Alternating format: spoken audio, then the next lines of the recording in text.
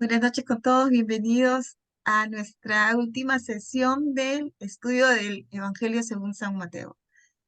Entonces vamos a ver tanto en este capítulo, como dice Manuel, vamos a ir avanzando y seguro que vamos a ir reflexionando mucho, ¿no? En todo lo que vamos a ir viendo. Bueno, sin más queremos darles a ustedes las gracias por estar aquí, por su perseverancia. ¿Cuánto tiempo, no, Manuel? Estudiando el Evangelio según San Mateo, pero hemos ido a un ritmo que era el que planteábamos, ¿no? Como era el que era necesario. Bueno, sin más preámbulos, vamos a hacer la oración de esta noche para ponernos en presencia del Señor, del Espíritu Santo, y abramos nuestro corazón, nuestro entendimiento a su palabra. ¿Alguien desea leer la oración, por favor? Vamos, está aquí en la pantalla, es solo poner nuestro corazón. A ver, Rita. Sí, yo Ah, lo leo. Yo lo ok, leo. listo. En el nombre del Padre, del En el Hijo, nombre del... del Padre, del Hijo y del Espíritu Santo. Amén. Bendito sea, Señor, porque quisiste que tu palabra vive y eterna se conservara por escrito en los libros sagrados del pueblo de Israel y de la iglesia primitiva. Nosotros los veneramos con espíritu filial, reconociendo en ellos tu voz, que sale a nuestro encuentro a fin de revelarnos tus misterios más íntimos. Gracias a tu palabra permanentemente actual y de inagotable riqueza, te conocemos a ti, el único Dios verdadero, que el Espíritu nos enseña a interpretar correctamente tu palabra y que haga brotar de nuestro corazón el deseo de meditarla, abriendo el alma, abriendo nuestra alma para alabarte, darte gracias, implorarte y pedirte perdón. Amén. En el nombre Amén. del Padre, del Hijo y del Espíritu Santo. Amén. Gracias, Rita. Adelante, Manuel Pablo. Gracias, Katia. Estamos. Buenas noches, hermanos. Miren, un minutito con esta oración que estamos leyendo cada martes al inicio. Yo creo que a estas alturas la disfrutamos más y más. Pero si no les digo, mírenla, medítenla, es una maravilla. Es completísima, ¿no? Y qué bien el subtítulo que dice oración para antes de reflexionar la palabra de Dios. Linda oración. Pero bueno, continuemos y finalicemos nuestro estudio perícopa por perícopa del Evangelio según Mateo. El día de hoy debemos terminarlo. Debemos terminarlo no porque haya ningún apuro, sino porque yo creo lo poquito que falta es natural que así sea.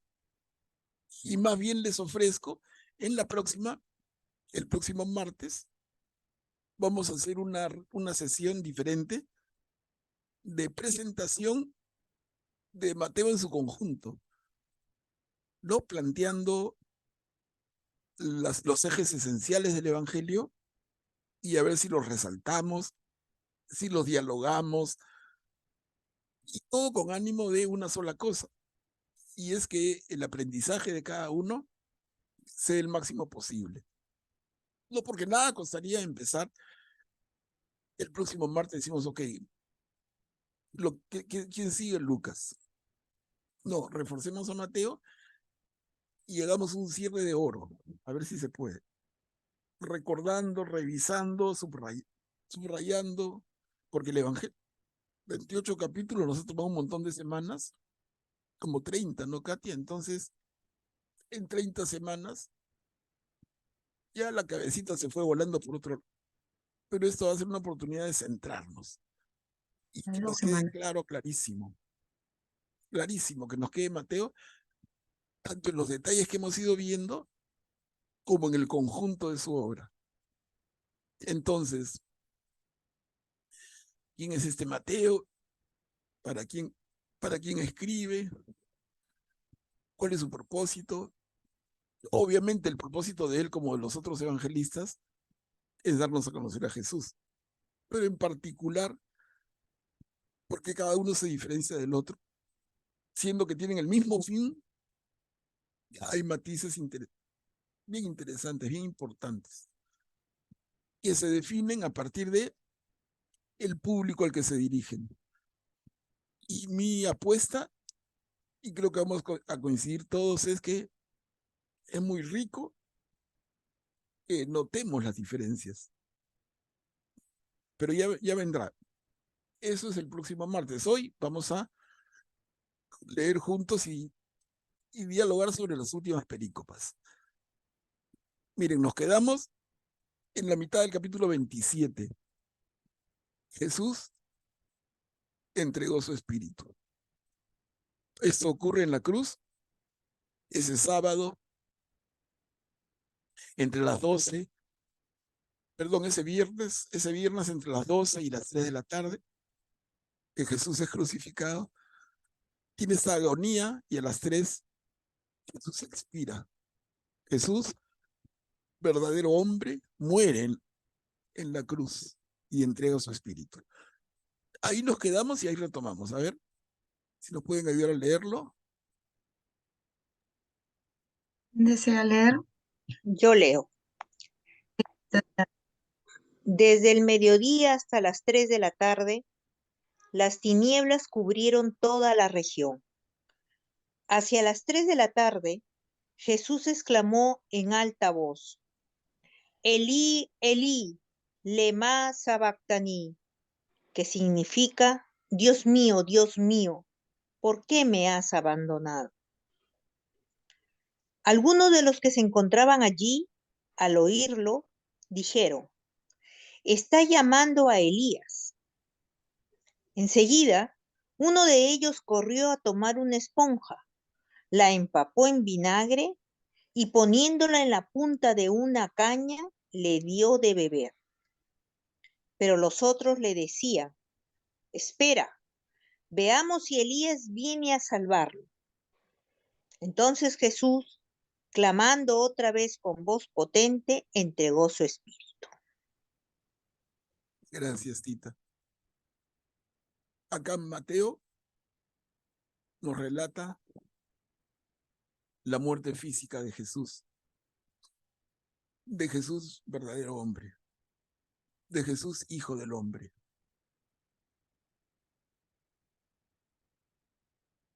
Y aquí nos quedamos.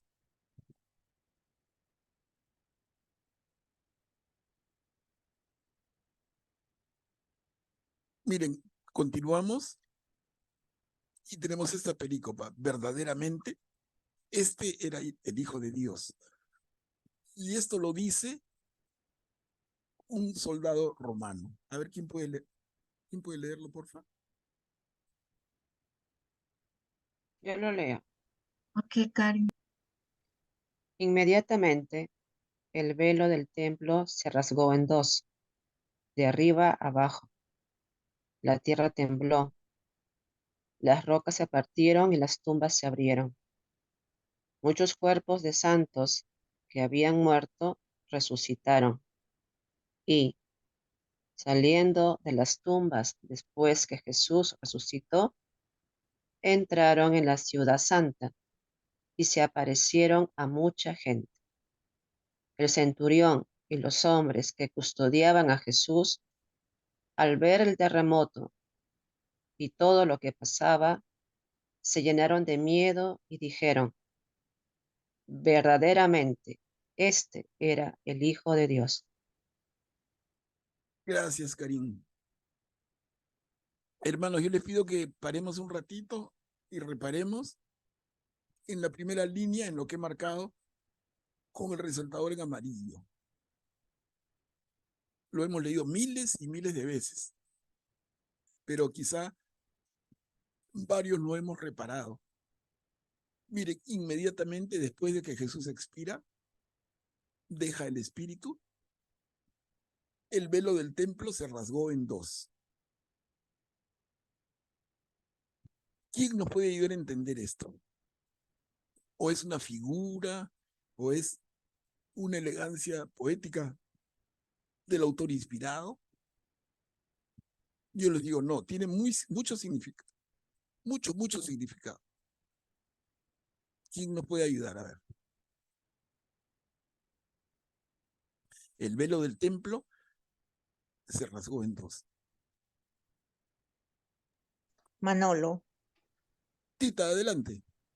El velo era del templo era lo que separaba al, al pueblo, a los creyentes, a los que iban al templo, de la siguiente estancia donde estaba el sacerdote y luego de donde estaba el- la, la zona sagrada, ¿no? En donde nadie entraba. Eh, yo asumo que en esa época todos se imaginarían que había más allá, pero al rasgarse el templo expone el corazón, el interior del templo y acerca, eh, lo hace visible, el corazón de Dios, el corazón del templo al creyente. O sea, por fin el Señor se muestra su amor, muestra su corazón, muestra la totalidad de lo que es a, su, a sus seguidores, ¿no? Al pueblo. Es lo que entiendo. Gracias, Tita. A ver, una sola, o sea, muy bien, pero no te pongo 20, pero sí una nota bien alta. ¿Por qué? Porque hay un detalle. Mire, el velo del templo separa solamente un ambiente del otro, no un ambiente de otro y de otro. O sea, no es que esté el pueblo, el sacerdote en otro, no. El pueblo y el sacerdote están de un lado del velo y el velo separa a la ceremonia, incluyendo al sacerdote, lo separa de un pequeño espacio muy especial que se llama el Santo Santorum. El Santo Santorum, que lo traduciríamos y en términos de nuestra iglesia moderna como el Santísimo. Entonces digo, Tita, está muy bien, solamente la precisión, ¿no? El velo separa un ambiente del otro. Imaginemos nuestra misa actual, el sacerdote en el altar y nosotros, y detrás del sacerdote, un velo, ¿ya? Y ese velo que nadie atravesaba más que el sumo sacerdote una vez al año, ese velo separaba la zona santa del Santísimo. Ok, entonces hasta ahí, Tita, excelente la contribución. A ver, yo no quiero seguir yo, a ver, que alguien más participe, que dice que se rasga. ¿Quién más, Katia? Creo que Augusto. ¿Alguien más? Sí, Augusto estaba levantando la mano. ¿Augusto? Algo muy parecido, ¿no?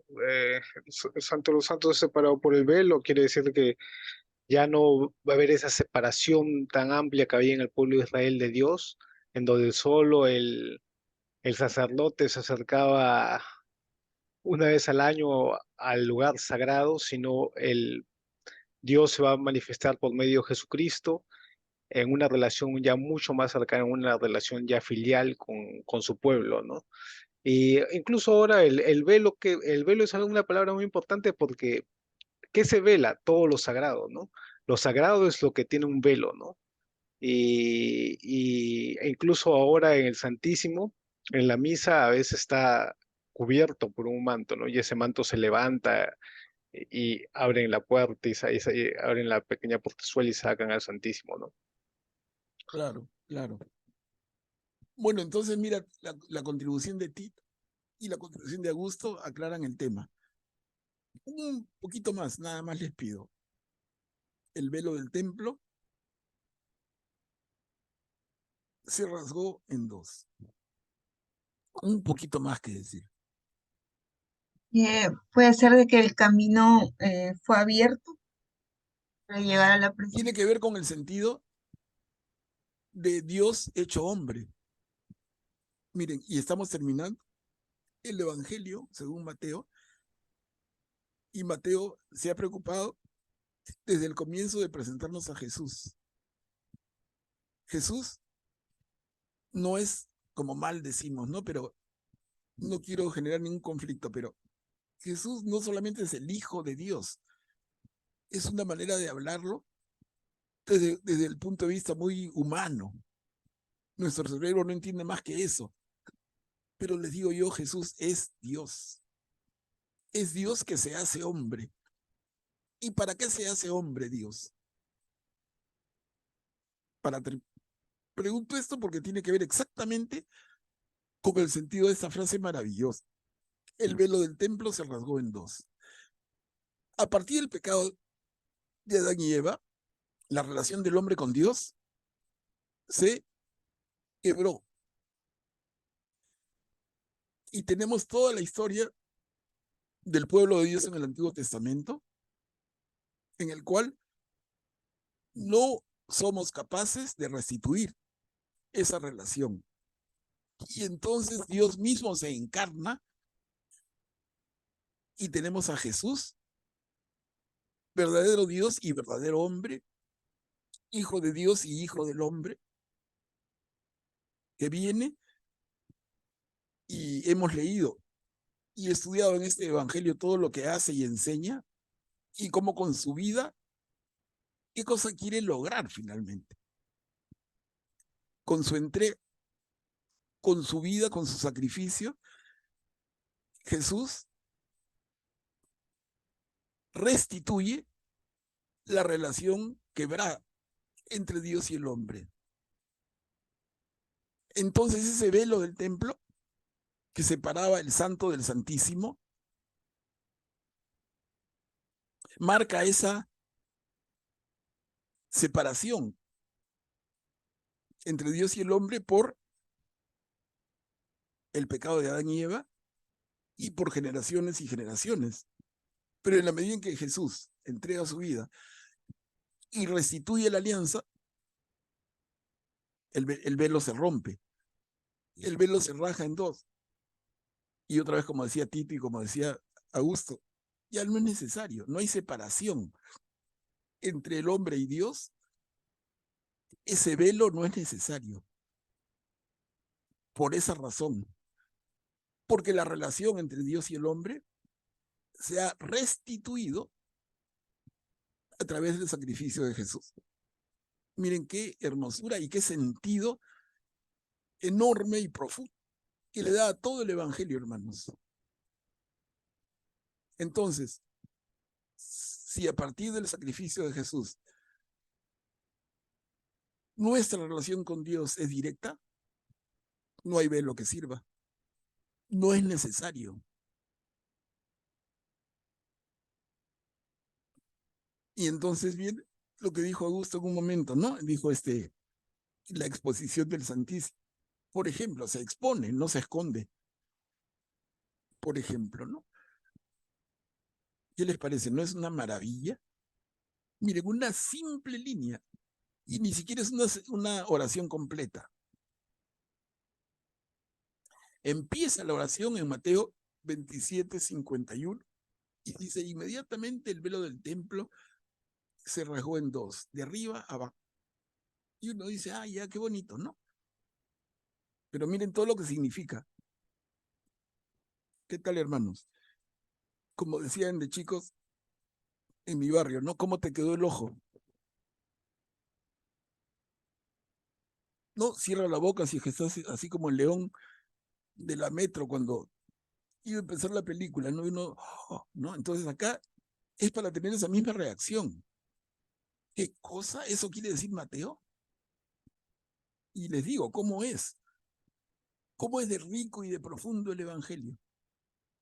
Que un pedacito de una oración, la primera mitad de una oración ya tiene tremenda fuerza, tremenda profundidad. Hermanos, comentarios.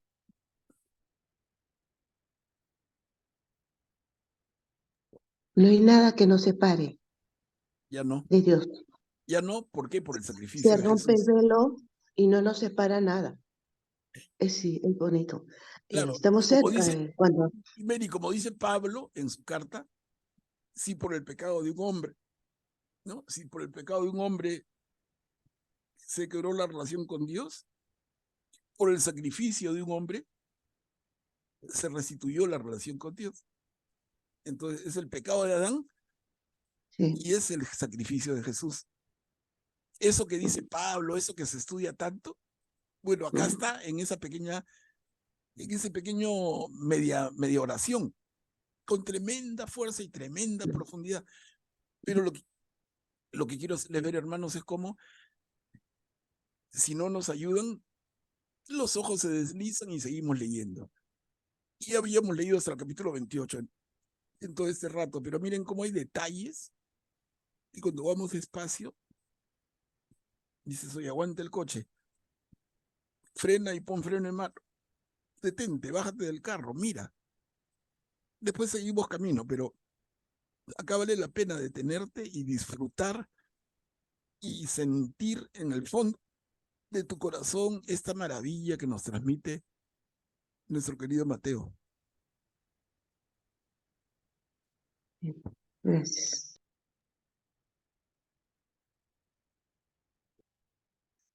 Bueno, y entonces termina esta perícopa con el centurión, dice Mateo, y los hombres que custodiaban a Jesús al ver el terremoto y todo lo que pasaba, se llenaron de miedo y dijeron verdaderamente, este era el Hijo de Dios. Manuel, una pregunta. Sí, ¿Y qué quiere decir cuando dice muchos cuerpos de santos que habían muerto resucitaron y saliendo de las tumbas después que Jesús resucitó entraron a la ciudad santa y aparecieron mucha gente? O sea, ¿hubo gente que claro, resucitó? claro, es haciendo cumplirse una profecía, ¿no? La profecía de los huesos secos de Ezequiel. Ah, Claro, acá, por eso le digo, mira, en la medida en que más conocemos, más fácil se hace entender. Pero los que estamos los jueves, que no son todos, porque algunos tienen otra actividad, ¿no? Pero los que me acompañan Claro. los jueves también de este Sí, grupo se acuerdan de es- Ezequiel y el Valle de los Huesos Secos. Es esto, ¿no? En ese sentido, la resurrección. Entonces, cuando conocemos bastante más de los profetas, se entiende mucho más el Evangelio, en los detallitos, ¿no? Porque hay que tener en cuenta que los evangelistas, los 4 conocían el Antiguo Testamento al revés y al derecho. o sea, está mencionando una profecía, La no profecía es de de Ezequiel quién, sobre los huesos secos, sí. claro, pero no es que aparecieron resucitaron y se aparecieron No, no, en no, la ciudad. no, no, no, no, no. Ok. Es como que, mira, Mateo se ha encargado, y lo vamos a recordar el próximo martes con detalle, pero Mateo se ha encargado de decirnos en cada momento que con Jesús se cumplen las profecías del Antiguo Testamento. Entonces, los profetas hablaron de muchas cosas y todo lo que ellos dijeron se cumple en Jesús. Acá hay una más, la resurrección. La resurrección de los muertos, que no es novedad si lo miramos desde el tío Ezequiel, que había vivido siglos antes y que había profetizado sobre los huesos secos, en clara alusión a esto, ¿no? Entonces, Mateo, conocedor de ello, lo usa. Augusto, puedes activar sí, tu micro. sí, en todo caso ellos tendrían que haber sido resucitados después de que Jesús resucitó, ¿no? Porque se supone que Jesús fue el primero en resucitar con la gloria, ¿no? Entonces, si vieron más mayores resucitados, hubieran tenido que ser después de que Jesús resucitó, ¿no? No Claro, antes. claro, si nos ponemos así exquisitos, sí, sí, tienes razón. Y Tendría por que eso a haber mí me sido extrañaba cuando leía eso, no es después de Jesús, decía. Pero ya entendí, pues es una profecía que, ¿no? Está haciendo la alusión a... profecía de, la profecía de Ezequiel se está cumpliendo, ¿no? Pero sí, lo que dice Augusto es correcto, porque en sentido estricto, Jesús va a tener que resucitar al tercer día y después, ¿no? Vale. Bueno, y esto último, el centurión y los demás que custodiaban a Jesús dijeron, verdaderamente ese era el Hijo de Dios. Manuel, Guillermo está levantando la mano. Adelante, Guillermo. Gracias, Katia. El texto dice claramente, el velo se rasgó de arriba abajo, o sea, los detalles, ¿no? La tierra tembló, las rocas se partieron y las tumbas se abrieron. Muchos cuerpos de santos que habían muerto resucitaron en ese momento. Y saliendo de las tumbas, después que Jesús resucitó, entraron en la ciudad santa y se aparecieron a mucha gente. Ok, Esa es la secuencia del tiempo, ok, está bien claro. clarita en el texto. Está bien, ¿O me Guillermo, equivoco? perfecto. Aclaras el tema. Porque entonces lo que nos faltaba comentar con Augusto es, saliendo de las tumbas, después que Jesús resucitó, cosa que no ha pasado todavía. Aclarado. Augusto, Sí, pero creo que lo que falta aquí no dice en este momento, ¿no? Habla de que eso sucedió, pero no aclara exactamente en el momento en que sucedió. Si sucedió después de que Jesús resucitó, que tiene que ser así, porque en Colonicenses 1:18 vemos que Jesús fue el primero en ser resucitado. Entonces, tiene que haber sido después de que Jesús resucitó. No, y ahí dice, Por eso pues. es claro. No, pero entonces, léelo, como ha dicho Guillermo. tumbas Sí, después La pues. tercera línea, ¿no? Ujú. Sí, está clarito. resucitaron algunos entonces después de Jesús. Después que Jesús. Pero sí hay, o sea, me refiero, sí hay gente que resucitó. Pero está haciendo referencia a una profecía, Katia. No, no. Mira, Ya, si tú, me quedé, mira, si sí, tú la Biblia la tomas al pie de la letra, sí, sí, te vas a hacer sí, un ya hueco en el aprendí. cerebro, pero peor que un agujero negro. Sí, es Bravazo, una profecía. bravazo. Sí. Sí, de Que verdad. yo la imaginaba así, muertos vivientes. No Yo sé. No, también, no. por eso decía, bueno, yo No, decía eso esto. es una serie que dan en televisión. No, no. Sí, pero yo la imaginaba así. Cuchi, activa tu micro, por favor. Gracias. Solo para agregar que el próximo martes, como ha dicho el profesor, al hablar sobre el evangelista San Mateo, ver a quienes escribe, eh, a quienes va dirigido justamente lo que él narra, eh, la forma en que lo hace. Efectivamente, no solamente es aquí, sino a lo largo de todo el Evangelio de San Mateo, que hace alusión a las profecías del Antiguo Testamento. Y literalmente, como ya queda bien claro, no es que hayan salido de la tumba muertos, ni mucho, no, en ese momento no. Está haciendo y aclarando, como bien lo ha dicho el profesor, Pablo hace alusión de que con Jesús es él el Mesías y con él se están cumpliendo las profecías. Eh, Exacto. Ese es mi aporte. Sí, Sí. exacto, Cuchi. Exactamente, de acuerdo.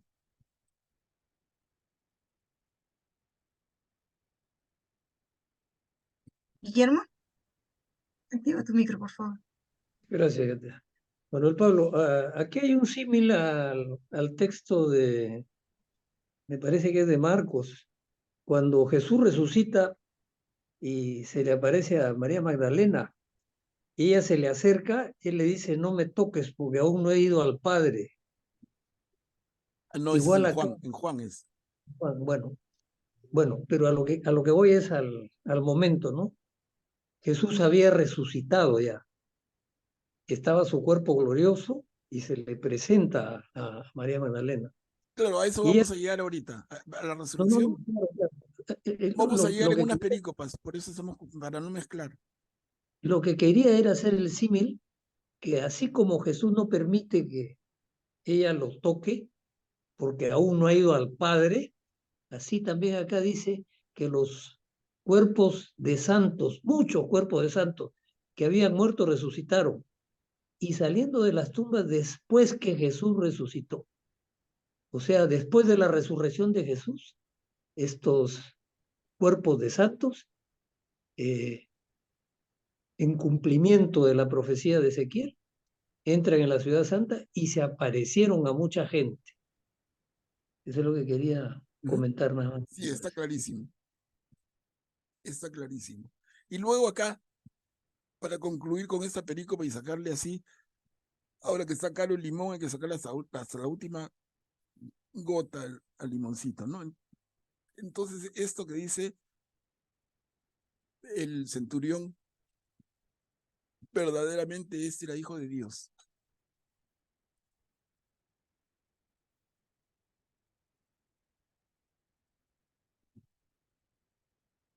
No sé si les produce alguna reflexión. Es que el centurión representa al pueblo pagano. ¿Ya? Claro.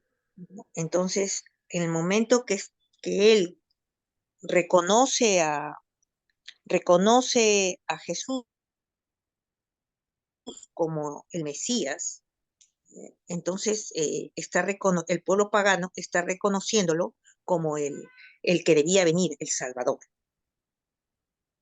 Ya, perfecto. Entonces, pero miren un poquito más. En el Evangelio según Mateo, estamos terminando, hay 3 oportunidades en que se reconoce a Jesús como hijo de Dios. ¿Quién se acuerda? Son 3 y solo 3, ¿ah? Yo les pediría en qué momento y quién lo dice para que vean el sentido de la obra maestra de Mateo, que es un escritor inspirado pero prolijo, ¿no? Entonces él no pone nada al azar. No es que se le ocurrió. En su plan de obra, que vamos a ver el próximo martes en detalle, él tiene 3 momentos en que habla de Jesús como hijo de Dios. ¿Se acuerdan? La La primera, declaración de Cesarea de Filipo es una. no, pero la primera, cuando En Jesús este, sale del agua siendo bautizado, ¿se acuerdan? Jesús es bautizado y sale del agua mojadito, porque es un bautizo por inmersión. Y una voz del cielo, el cielo se abre y una voz que dice, este es mi hijo. ¿De acuerdo? Entonces, el primer reconocimiento a Jesús como hijo de Dios lo hace Dios Padre. Dios Padre al inicio del Evangelio según Mateo. El segundo reconocimiento es a la mitad del Evangelio. ¿Se acuerdan cuándo? Cuando Jesús pregunta a su grupo íntimo, a los apóstoles, y le dice, ¿quién dice la gente que soy? Y ellos le contestan, bueno, uno que Elías o Jeremías o uno de los profetas. Y Jesús repregunta, es decir, vuelve a preguntar. Recordemos porque ese detalle es importantísimo. La primera pregunta es, ¿quién dice la gente que soy? Y ante la respuesta, él repregunta y dice, ¿y ustedes quién dicen que soy? Y ahí es cuando Pedro se adelanta y le dice, tú eres el Mesías, el Hijo de Dios vivo. Entonces, primera vez que afirman de Jesús ser hijo de Dios es en el primer capítulo y lo dice Dios Padre. Segunda vez es a la mitad, si no me equivoco, capítulo 16, si no me equivoco. Pueden revisarlo. Cuando Pedro le dice, tú eres el Mesías, el Hijo de Dios vivo.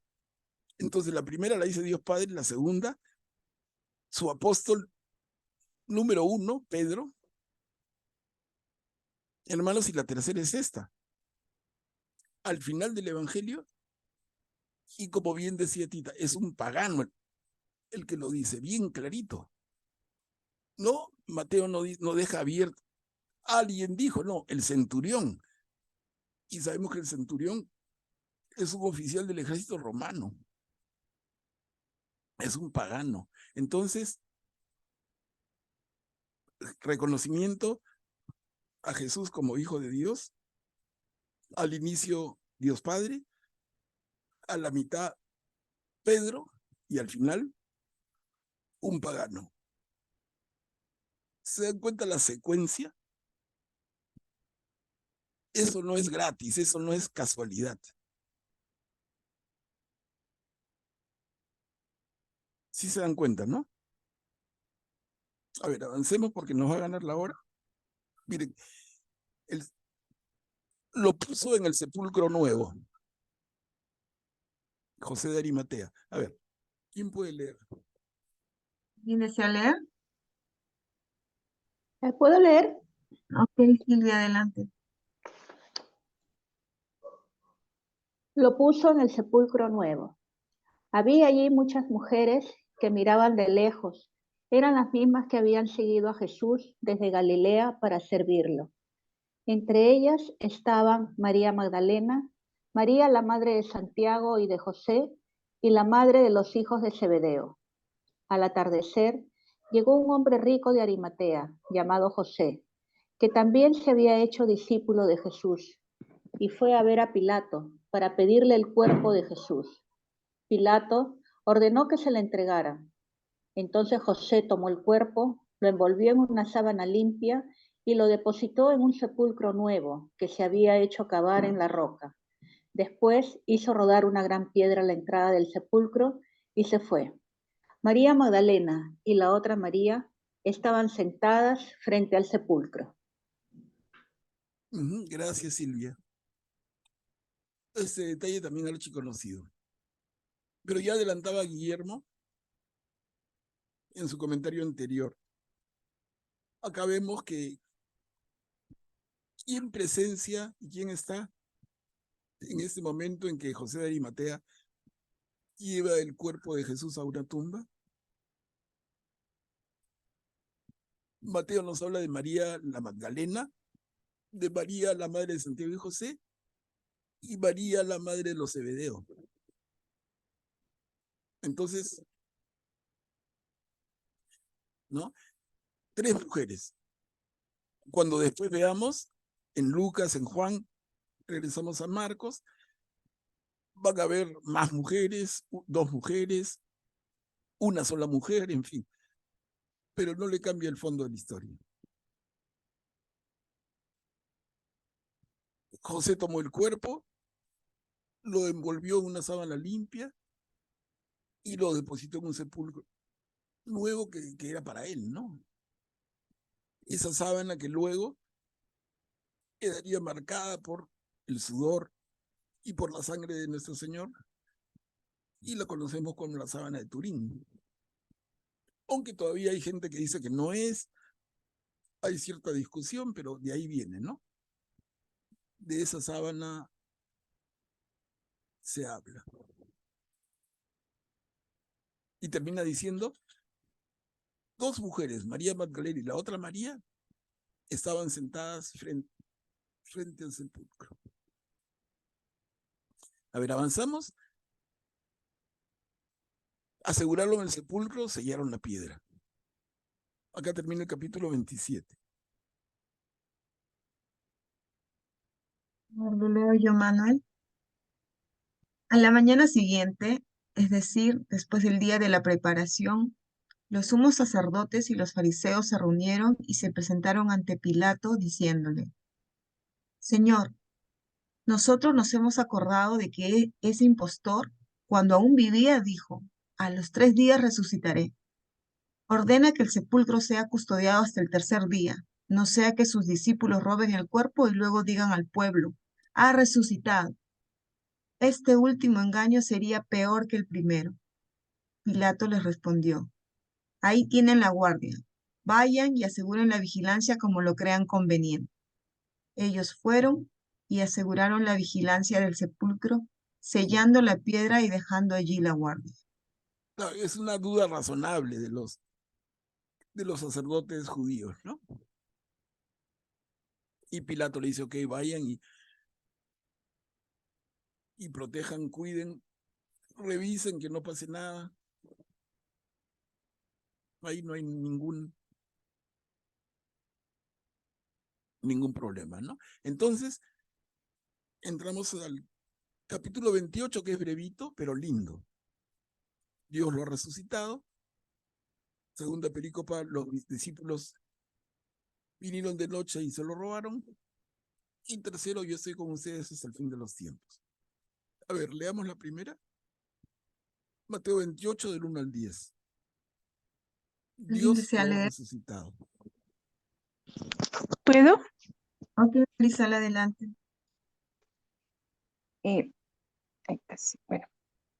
Pasado el sábado al amanecer del primer día de la semana, María Magdalena y la otra María fueron a visitar al sepulcro.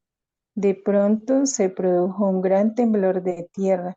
El ángel del Señor bajó del cielo, hizo rodar la piedra del sepulcro y se sentó sobre ella. Su aspecto era como el de un relámpago y sus vestiduras eran blancas como la nieve. Al verlo, los guardias temblaron de espanto y quedaron como muertos. El ángel dijo a las mujeres: no teman, yo sé que ustedes buscan a Jesús el crucificado. No está aquí, porque ha resucitado como lo había dicho. Vengan a ver el lugar donde estaba y vayan enseguida a decir a sus discípulos: ha resucitado de entre los muertos e irá antes que ustedes a Galilea. Allí lo verán. Esto es lo que tenía que decirles. Las mujeres, atemorizadas pero llenas de alegría, se alejaron rápidamente del sepulcro y fueron a dar la noticia a los discípulos. De pronto Jesús salió a su encuentro y las saludó, diciendo: alégrense. Ellas se acercaron y abrazándole los pies, se postraron delante de él. Y Jesús les dijo: no teman, avisen a mis hermanos que vayan a Galilea y allí me verán. Gracias, Marisol. Miren cómo narra Con Mateo gusto. la resurrección de Jesús. Vamos por partes. Son María Magdalena y la otra María, ¿no? Van al sepulcro y ven un ángel del Señor que baja del cielo, hace rodar la piedra y se sienta sobre ella. ¿Y cómo lo ven? Mira, qué interesante. Su aspecto era como el de un relámpago.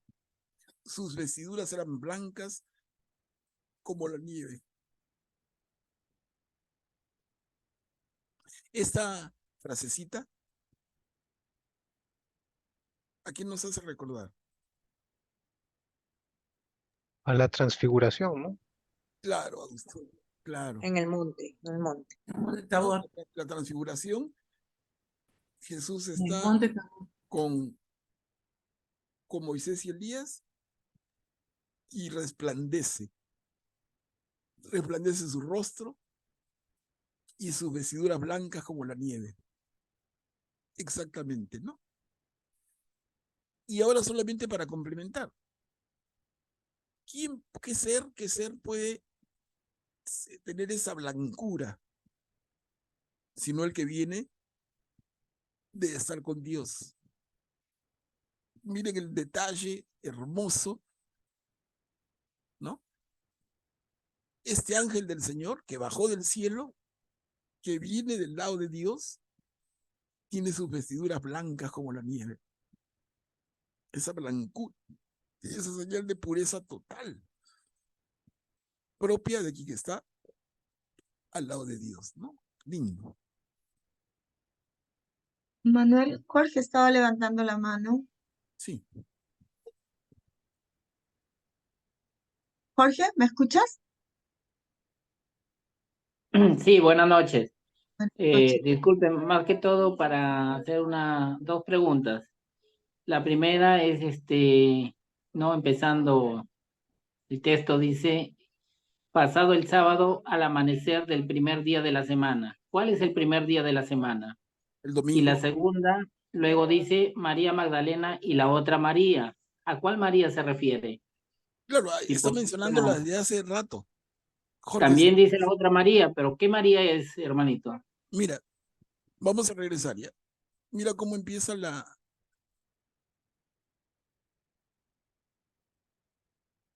habla de María Magdalena y María, la madre de Santiago y de José.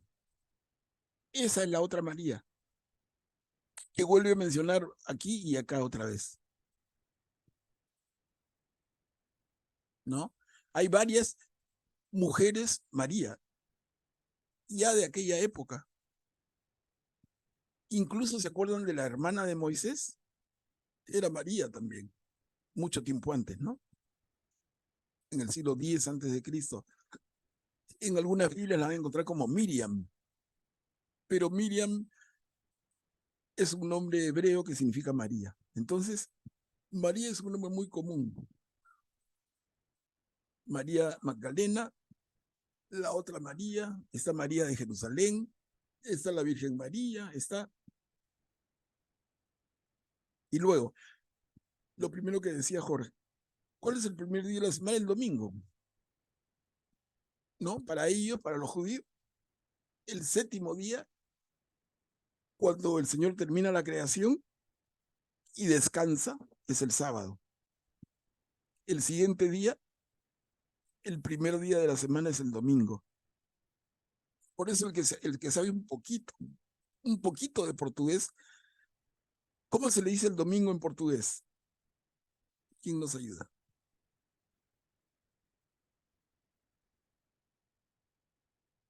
¿Cómo se dice domingo en portugués? Prima-feira. ¿No? ¿No? Prima-feira, es el primer día. El único idioma, porque después doménica, dimanche, Sunday, domingo.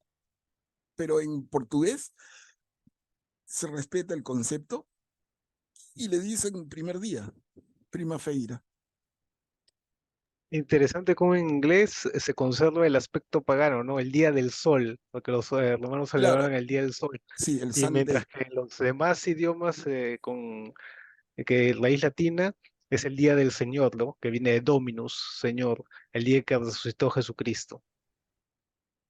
Claro, claro. Y nosotros, domingo, en italiano es más fiel, por lo que está más cerca del latín, ¿no? Entonces, domenica. Pero sí, tienes razón, Augusto. Entonces, en inglés es Sunday, Sunday, día del sol. Buena observación. Es un nombre pagano, si quieres, ¿no?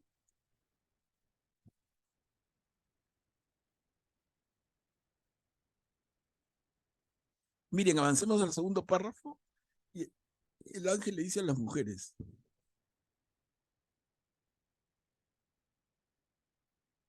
acá lo marco, miren.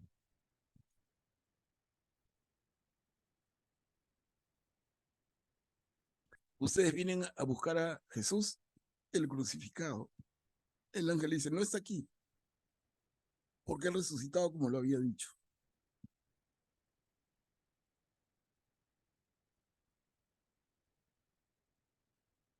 Y les dice, les da un encargo. Él irá antes que ustedes a Galilea. Allí lo verán.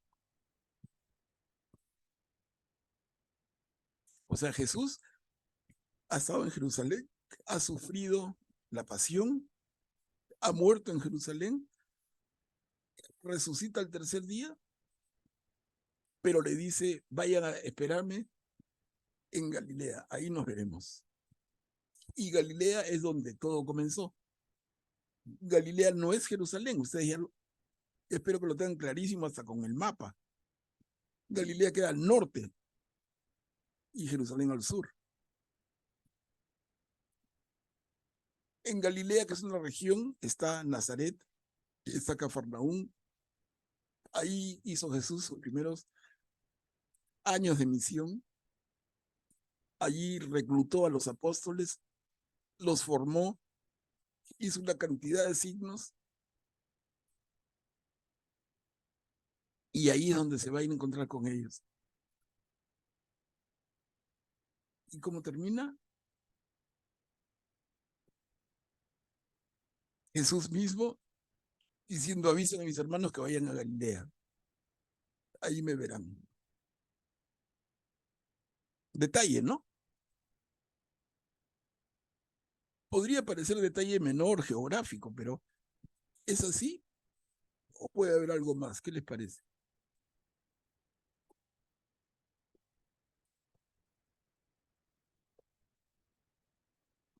¿Por qué es importante que Jesús se encuentre ya resucitado con sus apóstoles en Galilea? ¿Por qué no lo hace en Jerusalén? ¿Qué quiere decirnos Mateo? O no quiere decir nada y es un accidente, es cualquier detalle, ¿no? Pero yo siempre les digo, acá no hay nada por gusto. Si estuviera por gusto, no lo dice.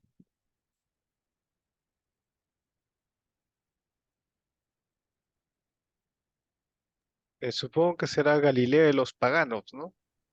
No, claro, es la Galilea para sí, Se sí. consideraba entonces es un mensaje más universal, en el sentido que Jesús decidió aparecerse a los apóstoles para desde ahí iniciar su misión de evangelizar al resto de las naciones, ¿no? Supongo que será por eso. Pero mira, Galilea es parte de la tierra de Israel. Y Jesús, que tiene toda su infancia y su juventud y la gran parte de su misión, es en el norte de Israel, en Galilea. Sube a Jerusalén solamente para sufrir la pasión. Muere y resucita y de ahí les dice, espéreme en Galilea. Tiene un sentido, si lo queremos mirar con ojo crítico, tiene un sentido bien grande. ¿Qué está representando Jerusalén? Para nosotros, les digo con todo respeto, nos chupamos el dedo y decimos Jerusalén, tierra santa. Pero yo les digo, leyendo entre líneas, Jerusalén, tierra santa. Les dejo la pregunta, no quiero sugestionarlos ni que digan que soy un bárbaro, un hereje, ni mucho menos, pero les digo, piensen, ¿no? ¿Qué cosa es Jerusalén en la vida de Jesús? El lugar de su tormento, de su pasión y de su muerte. Él sube a Jerusalén solamente para cumplir la misión, para morir. Antes estaba en Galilea y resucitado regresa a Galilea y da la orden, espérenme ahí. Su lugar como pez en el agua son las orillas del mar de Galilea, o el lago de Genesaret, o el lago de Tiberíades, es lo mismo, ¿no? Tiene 3 nombres. Lago de Tiberíades, lago de Genesaret, mar de Galilea. Eso es en el norte de la tierra de Israel.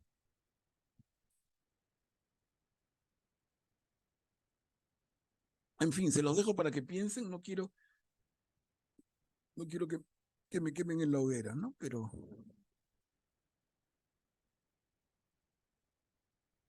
a ver, avanzamos. Los discípulos vinieron de noche y se lo robaron. ¿Quién desea leer? ¿Puedo, Katy? Ok, Mary, adelante. Discípulos vinieron de noche y se lo robaron. Mientras ellas se alejaban, algunos guardias fueron a la ciudad para contar a los sumos sacerdotes todo lo que había sucedido. Estos se reunieron con los ancianos y, de común acuerdo, dieron a los soldados una gran cantidad de dinero. Con esta consigna, digan así: sus discípulos vinieron durante la noche y robaron su cuerpo mientras dormíamos. Si el asunto llega a oídos del gobernador, nosotros nos encargaremos de apaciguarlo y de evitarles a ustedes cualquier contratiempo. Ellos recibieron el dinero y cumplieron la consigna. Esta versión se ha difundido entre los judíos hasta el día de hoy. Gracias, Mary. ¿Qué les parece? La versión que se difunde para argumentar por qué no ha habido la tal resurrección, ¿no? Se han robado el cuerpo. ¿No? Aquí comentarios.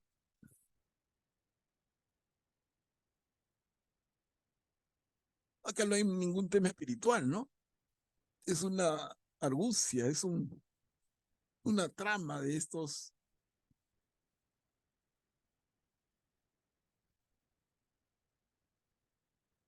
Son ellos que no quieren que se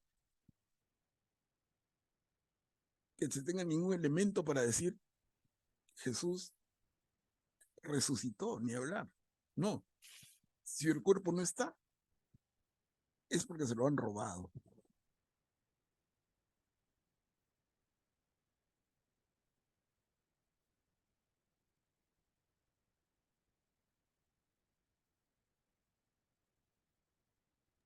Adelante, No, Tita. sí, en realidad los ancianos actuaban de acuerdo a lo que tenían en el corazón, ¿no? Eran personas que habían eh, comprado al Señor por unas monedas, eh, lo crucificaron bajo un juicio entre gallos y medianoche y terminan su actividad comprando a los soldados otra gran mentira, ¿no? Eh, por ejemplo, esta escena no está en Marcos, ¿no? Esta escena no figura en Marcos, pero sí figura en Mateo, tal vez para que se note más la actitud y el comportamiento de los judíos, eh, porque Mateo está dirigido para un público que es judío, ¿no? Entonces, tal vez eso para que se note, sea, tenga más énfasis, ¿no? Eh, y sí, en realidad uno actúa de acuerdo a lo que te diga el corazón, ¿no? Y estos ancianos tenían un corazón llenos del espíritu del mal, por eso actuaban así, por eso terminaron hasta el final, ¿no? Eh, engañando, ¿no? Y con dinero también, ¿no? O sea, para hacerlo más eh, seguro para ellos, ¿no? Entonces, hasta el final, eh, siguieron comportándose como lo que eran, ¿no? Claro, Tita. Gente que tenía poco amor, nada de amor. Claro. Mira, los ancianos y junto con ellos, los sacerdotes del templo, ¿no? Entonces, ¿qué interés los mueve? ¿Qué interés los mueve? El control del templo, es decir, el poder.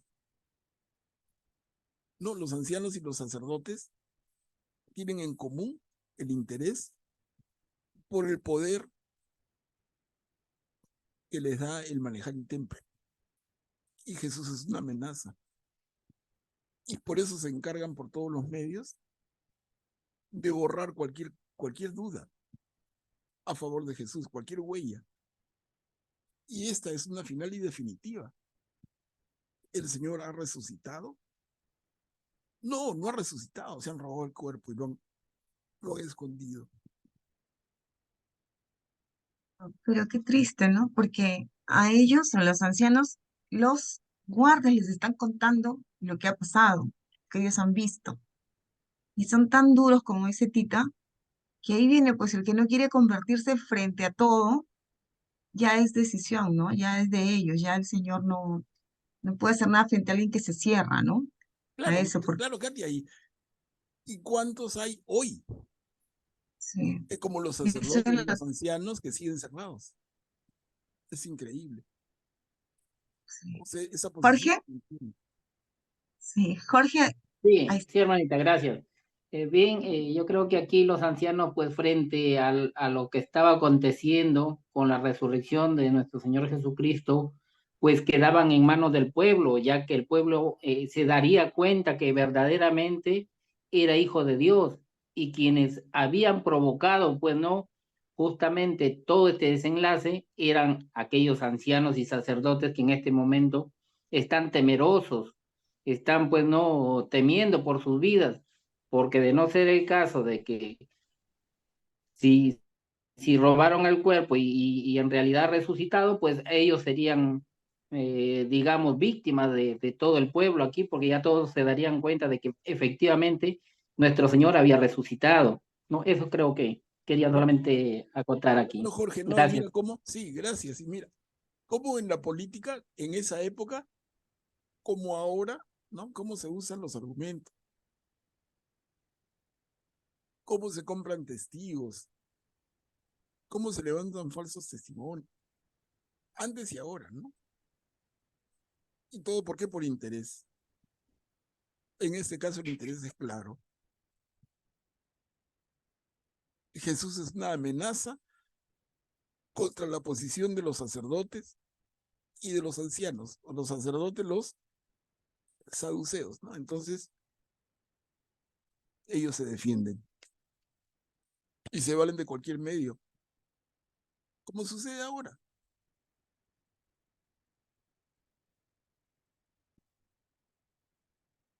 Sí, Katia, ¿alguien más? No, no, A no, ver, no, padre. entonces entramos para la última perícopa y una reflexión final. Yo estoy con ustedes hasta el fin del mundo. A ver, Jorge, adelante. Empieza a leer, por Gracias. favor. Ok. Los 11 discípulos fueron a Galilea, a la montaña donde Jesús los había citado. Al verlo, se postraron delante de él. Sin embargo, algunos todavía dudaron. Acercándose, Jesús les dijo: Yo he recibido todo poder en el cielo y en la tierra. Vayan y hagan que todos los pueblos sean mis discípulos, bautizándolos en el nombre del Padre y del Hijo y del Espíritu Santo, y enseñándoles a cumplir todo lo que yo les he mandado, y yo estaré siempre con ustedes hasta el fin del mundo. Gracias, Jorge. Muchas gracias. Y así termina el Evangelio según Mateo. Sobre esta perícopa última, hermano, hay bastante que decir.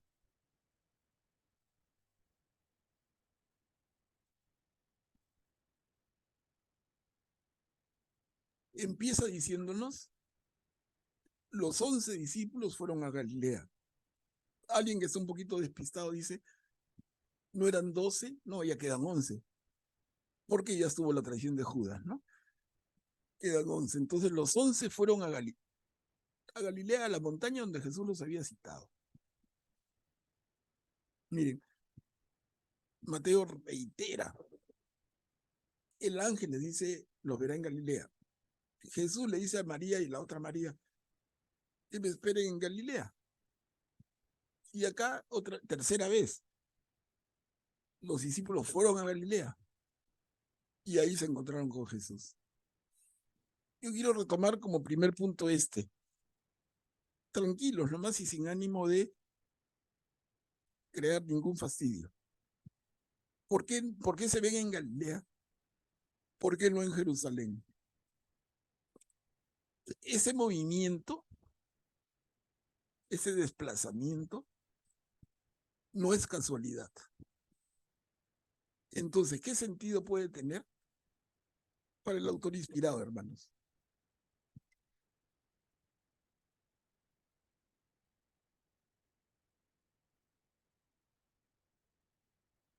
Si quieren le doy una pista, ya, para que no sea tanto. Y la pista es la palabra éxodo. No sé si les dice algo. El movimiento del éxodo, 10 siglos antes de Jesús, perdón, 12 siglos antes de Jesús, son los hebreos guiados por Moisés, se trasladan a través del desierto 40 años a la tierra prometida, pero ¿qué dejan atrás? Dejan atrás a Egipto. ¿Y qué representa Egipto? La esclavitud. Miren lo que les digo. Ustedes saquen sus conclusiones, ¿no? Entonces, en el movimiento del Éxodo, el pueblo que se transforma en el pueblo de Israel deja la esclavitud hacia la libertad. Luego tenemos que pasan los siglos y tenemos a el reino de Judá exilado en Babilonia, siglo más o menos, siglo VI antes de Cristo, y luego, a partir del edicto de Ciro, el rey persa que vence a los babilonios, Ciro les permite regresar. Y ese movimiento de retorno de tantos judíos de Babilonia a Jerusalén, otra vez es un éxodo. Es un segundo éxodo. De la esclavitud a la libertad. Y este es un tercer éxodo. Clarísimo. ¿Qué representa Jerusalén? La esclavitud. Por eso se van a Galilea.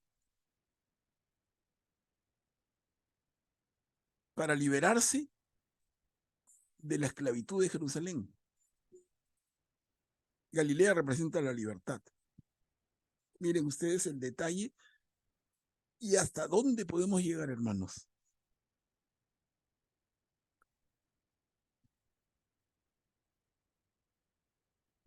Hasta ahí en la primera parte. Vamos avanzando, pero en esa primera parte sería bonito algunos comentarios. Ojo, no tienen que creerme, yo solamente comparto con todo respeto mi análisis muy intuitivo, pero no tienen que creerme. No es palabra oficial ni mucho menos.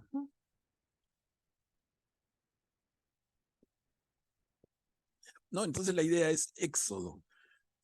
Éxodo tiene el sentido: me libero de la esclavitud y avanzo a la libertad. Pasa con Moisés, pasa con el movimiento del regreso de Babilonia y ahora pasa con el movimiento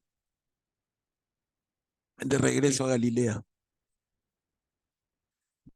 Y les digo, porque recuerden esto, cuando veamos el Evangelio según Juan, si es que llegamos, si es que todavía me quedan gente interesada, pero yo feliz, vamos a ver otro detalle antes que este, que Juan es el único que narra, ¿no? Y adelanto nada más, cuando Juan narra el episodio de la multiplicación de los panes, vamos a ver cómo la multiplicación de los panes se produce luego de que Jesús y sus discípulos salen en una barca y cruzan el mar de Galilea. Desembarcan, una multitud los ha seguido, Jesús les da sus mensajes y la gente tiene hambre y les da de comer, ¿no? Eso cuenta Juan. Pero luego Jesús se retira a orar. ¿Y los apóstoles qué hacen? Se regresan al bote, suben y emprenden viaje de regreso a Cafarnaúm. O sea, en la orilla donde está Jesús y los discípulos, y se produce el gran signo de la multiplicación de los panes, es tierra pagana. Y cuando el bote regresa, cuando la barca regresa hacia tierra de Israel. Pero regresan dejando a Jesús. Y ahí es donde Jesús camina sobre el agua. ¿Se acuerdan de la escena? Bueno, allí en la narración de Juan hay otro éxodo. Pero peor todavía, con un añadido que es el anti-éxodo. O sea, Jesús ha sacado de la esclavitud a sus discípulos y sus discípulos regresan a la esclavitud. Y es por eso que suben a la barca y regresan. dejando a Jesús. En fin, lo vamos a ver con todo el detalle cuando vemos a Juan. Pero les digo, miren cómo hay presente desde el Antiguo al Nuevo Testamento ese concepto de la esclavitud a la libertad.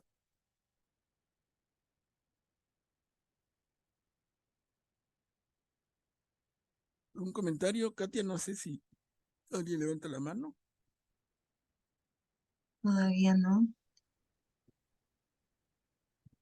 Pero qué hermoso esto. Yo estaré siempre con ustedes hasta el Ah, no, fin del... no, pues, no te me adelantes, pues. Yo les pedía comentario de lo primero, ¿no? Si no, vamos al final. Decimos ya No, hasta te la digo próxima. que esa frase me gusta, me No, pero eso encanta. después, pues. Ya. Comentario ¿Alguien de lo desea? primero, A ver, no. vamos a No me participar, escuchan decía. ustedes. No me escuchan. Yo les digo, por favor, vamos en orden, comentario de lo primero, y después avanzamos y construimos, ¿no? Tenemos Ok, unos minutos. Sí, ok. Manolo,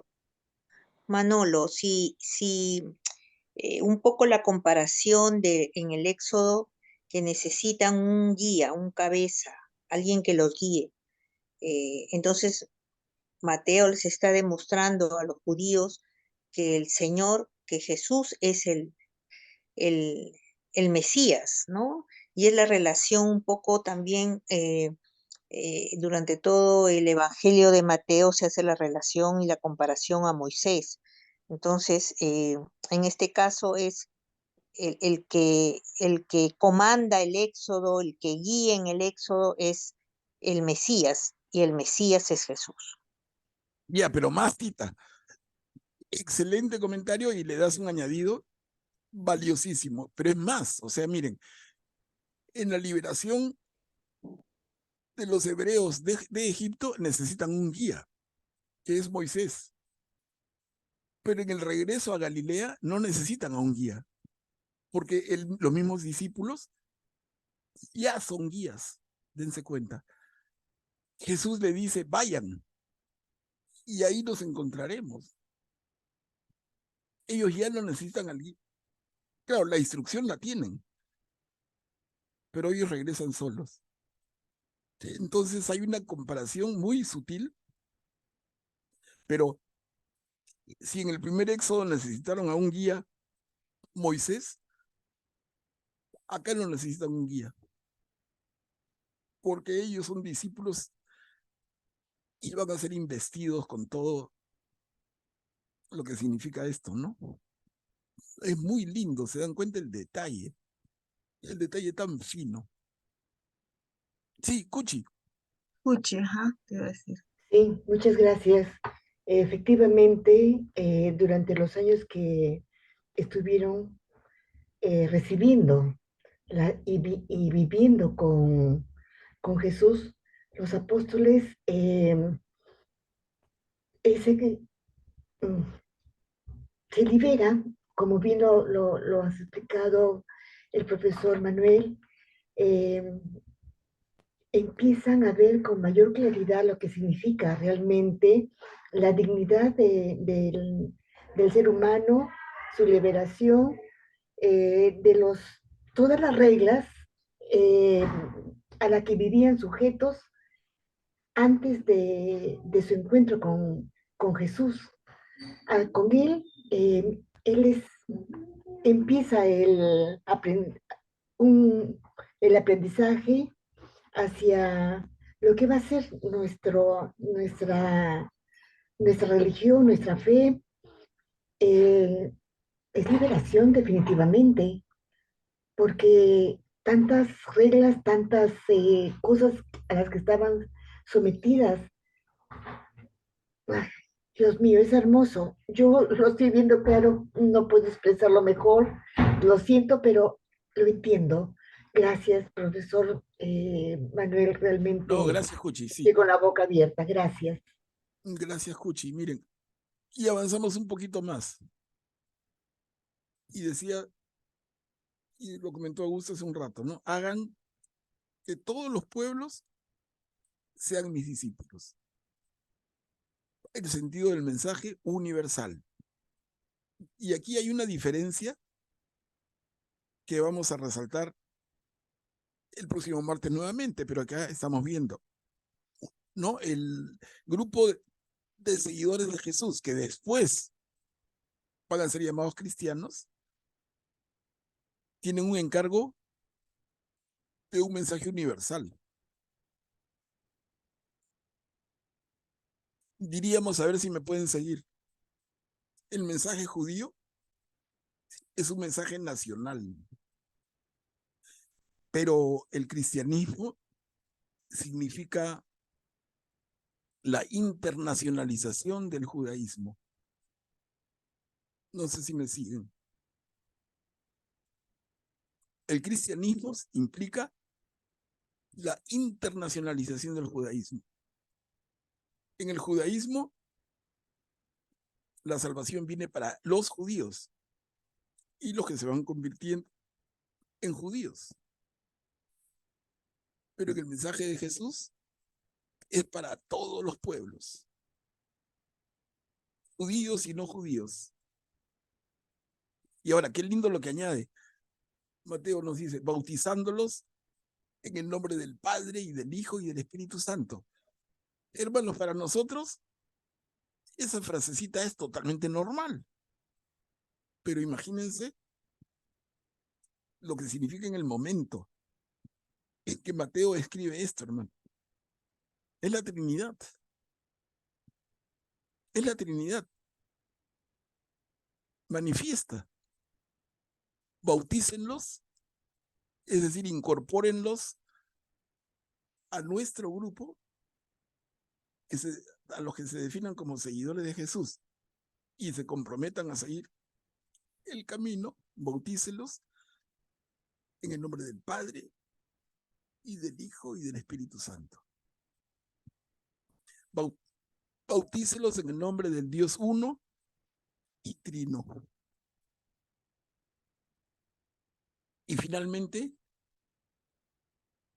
lo que señaló Katia hace unos minutos, ¿no? Enseñándoles a cumplir todo lo que yo les he mandado. Y yo estaré siempre con ustedes hasta el fin del mundo. Miren, eso que dijo Katia, que es tan lindo. Ahora sí, Katia, despáchate todo lo que quieras. Lo que linda frase. ¿Y qué nos evoca? ¿Qué nos evoca eso? Además de hermoso, esperanzador. Pero hay una figura que salta, no sé, a mí me salta en el cerebro como un conejo así. La Eucaristía. Mucho más antiguo. Okay. Mucho más antiguo. Tiene que ver con el nombre de Dios. ¿Cómo se llama el Dios de los judíos? Si me Jehová. dicen Jehová, los jalo, los mando a la Ya ve. primera clase. De verdad. No, pues cómo, o Yo sea, soy, yo seré, no, pero yo fui. el que me dice Jehová, yo digo, hermanito, ¿eres protestante o no te has dado cuenta? O sea, no, pues, no se pasen, no se maleen. Yo soy. No se Chicos, pasen, no se maleen. El Señor Yahvé. el Señor del pueblo de Israel es Yahvé. El que me dice Jehová, jalao, pero con cero, y regresa de cachimbo, le cortamos el pelo coco. No entendió nada. O sea, de verdad, miren, para que se den cuenta cómo tenemos fallas en la formación, pero tan graves. Yo les digo, y les digo, y les digo, y no pasa nada. Porque cuando el cerebro está cuadriculado, anda, quítale las rayas, no salen, pues, ni con borrador, ni con lejía, ¿no? Entonces, eso es lo difícil. Por eso dicen algunos, yo prefiero enseñarle a alguien que no sabe nada a enseñarle a alguien que cree que sabe. Porque el que cree que sabe tiene ideas tan fijas en el cerebro que están como escritas en piedra. Y borrar eso es casi una tarea de Dios, y a veces hasta Dios mismo no puede cuando no quiere dejarlo, ¿no? Entonces les decía, el nombre de Dios para los judíos, Yahvé. Y-H-V-H. Las 4 consonantes. El tetragrama sagrado. Y-H-V-H. ¿Y qué significa Y-H-V-H?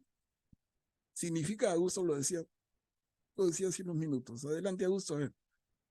¿Qué significa Augusto, este activa tu párrafo? micro, por favor. Esa parte es yo soy, yo seré, o sea, yo fui, yo soy, yo seré, ¿no? O sea, él siempre ha estado con nosotros y va a estarlo hasta el fin del mundo, ¿no? Sino que ahora ya está diciendo más No, pero ¿cómo lo traduce? explícitamente Claro, no, Jesús. pero ahí nos estás palabreando, pero ¿cómo lo dice el libro del Éxodo? ¿Cómo dice tu Biblia en el libro del Éxodo? Cuando Ah, en el, Moisés le pregunta al Señor, ¿cómo te llamas? yo soy el que soy, decía. Ya, y esa es una mala traducción. Mire, a eso quería llegar. Es una mala A ver, voy a traducción. chequearla la traducción. Es una pobre traducción. Porque la traducción más rica es, y hace juego con esta última línea del Evangelio según Mateo, es que el Señor se define como yo soy el que soy, o es el que yo soy el que estaré siempre con ustedes. Esto es la definición más precisa, más rica y más profunda de Yahvé, hermanos.